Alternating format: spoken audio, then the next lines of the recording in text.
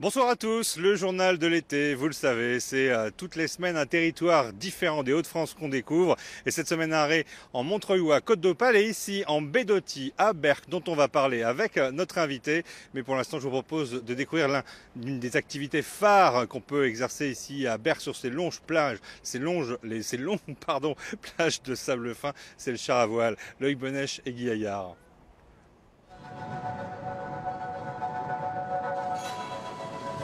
Été comme hiver, le char à voile est un sport roi sur la côte d'Opale. Son terrain de jeu, ce sont ses plages à marée basse, du sable dur sur lequel David et ses 5 stagiaires ont évolué toute la semaine. Surtout quand vous arrivez là-bas, au niveau de l'arrêt là-bas, n'oubliez pas de bien lâcher pour vous arrêter bien face au vent. Si on a du vent soutenu comme aujourd'hui, là on progresse vite. Donc là, il ne faut pas avoir peur de la vitesse, etc. Et donc là, on a un bon groupe qui roule très bien. Allez, on se refait une petite remontée. 5 sportifs qui en redemandent, ils n'en sont pas à leur premier essai. Tirés par une voile dans leur coque, ils perfectionnent leur expérience d'un frisson accessible.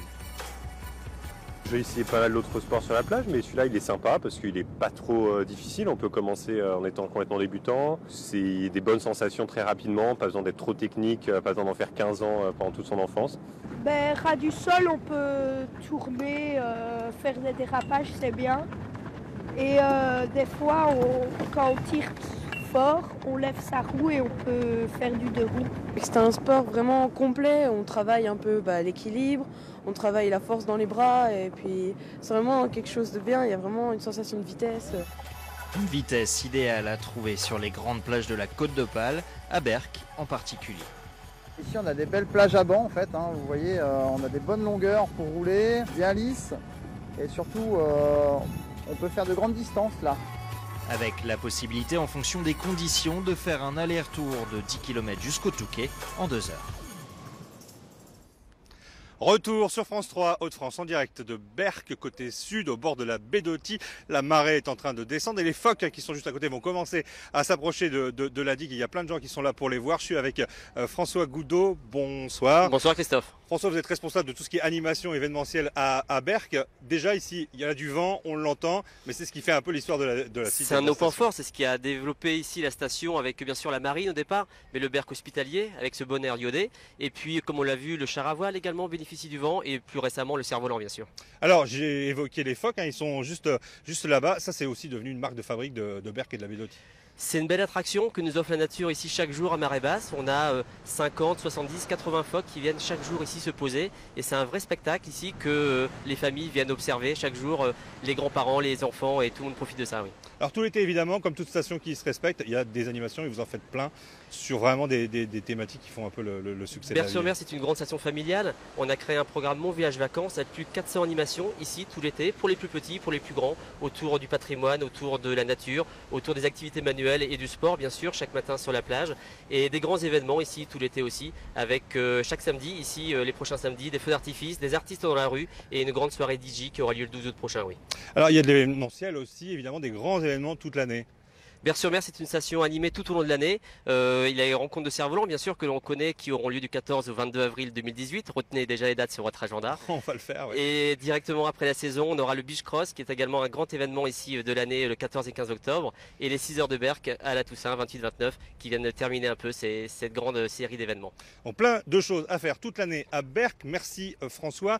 Le journal de l'été, vous le savez, ça vous fait découvrir beaucoup de choses dans toute la région. Je vous propose maintenant de partir dans l'Aisne, dans le sud de l'Aisne, à Villers-Cotterêts et la forêt de Retz. Alors une région au patrimoine remarquable comme partout dans les Hauts-de-France, mais c'est aussi la patrie d'Alexandre Dumas, Tristan Bononaï-Pessoto et Jean-Paul Delance. En ville, impossible de passer à côté. Né à Villers-Cotterêts, Alexandre Dumas y a passé les 20 premières années de sa vie.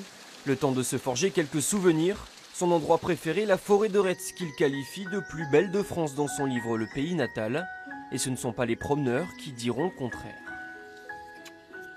Elle est très agréable, il y a beaucoup d'espace. Ici c'est sauvage, on rencontre des bêtes, des animaux, du gibier, enfin c'est sympa.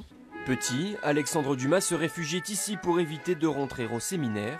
Aujourd'hui, les curieux viennent arpenter le circuit de la Salamandre. Une flore remarquable et un système d'adduction des eaux ingénieux pour l'époque.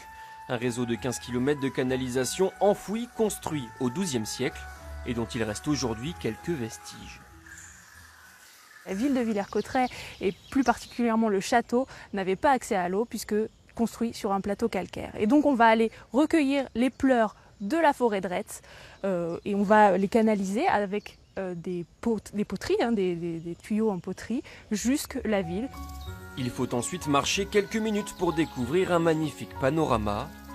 Vue imprenable sur le château de Villers-Cotterêts, un sillon tracé dans la forêt par François Ier, autre figure historique de la ville. Lorsqu'il crée le château, il crée aussi les jardins et de ces jardins va être percée une première partie de l'allée royale.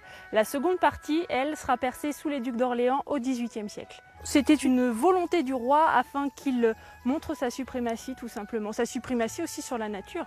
Sur ces 13 000 hectares, la forêt de Retz cache encore bien d'autres curiosités et vous avez tout l'été pour venir les découvrir.